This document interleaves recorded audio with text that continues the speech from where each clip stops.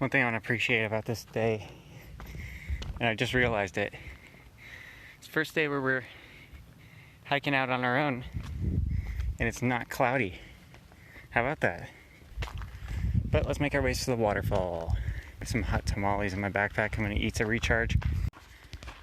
Actually, the most surprising thing today is there's this, like, look at this grotto up here. I'm at the peak still, where the big stone face is. And there's just this grassy field with some, like, sparse trees. It's very uncharacteristic, especially in this region. It's usually just dense woods. But I suppose, like, I mean, there's a squirrel right there.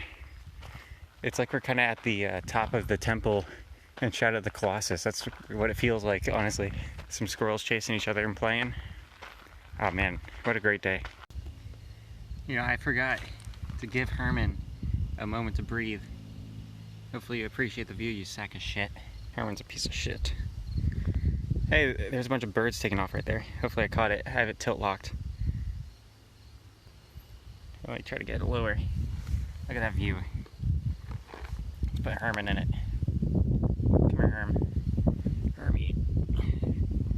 There's Herman. He hasn't got any of the bugs that have been flying around us today. These parts that just kind of feel like you're in Winnie the Pooh. Sorry for the shakiness of the camera. I can't really hold it steady right now. Hey, there's even more stone face down that way. I love the way the leaves are changing color. There's some nice bright yellows behind me, but they were further down the trail. I'm not going to go back when I'm short on time. I'm sure there'll be just as beautiful stuff ahead. I mean, look at the fall colors on that mountain ahead. Here's a really cool spot where we can actually see the stone face. We're on a stone face here, and then there's another one up ahead of us.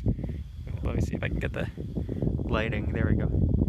Oh, you can't really see it, but through those trees you can see it, and you can actually see the grassy area on the back of it, which I thought was super cool. Yeah, here is a sign. It says 200 footfalls ahead. Fatalities have occurred here. Use extreme caution.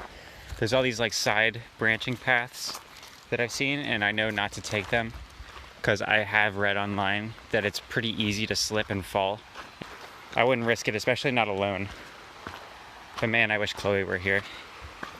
Look at that beautiful sight here, right at the top of the waterfalls. But there's the Stone Mountain Peak over there, and here we are at the top of Stone Mountain Falls.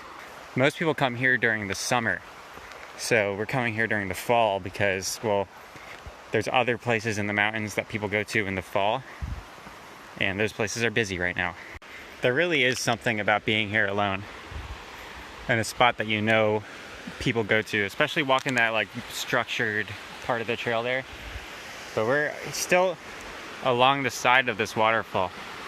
See, it goes down. We'll be down at the bottom soon. It's quite something. I mean, it speaks for itself. I don't think I need to explain it.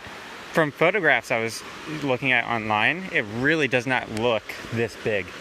I was like, that's 200 feet? No way. This isn't all of it, so it's kind of cut off. So that's why it doesn't look so tall. But I'm gonna get out to the middle here. Right here is as far as I'll go. Here we go. That really is quite something. I don't know if you guys remember how tall the trees were up there in the previous shots. I can only imagine how this looks after a solid rainfall. It's actually been in a bit of a dry spell for the past week and a half, so this is what you're getting is this is kind of what it looks like when it's drier. I can't imagine what this looks like when it's actually a wet season though. It's literally, I often have a hard time getting things to scale, but this is taking up my whole frame.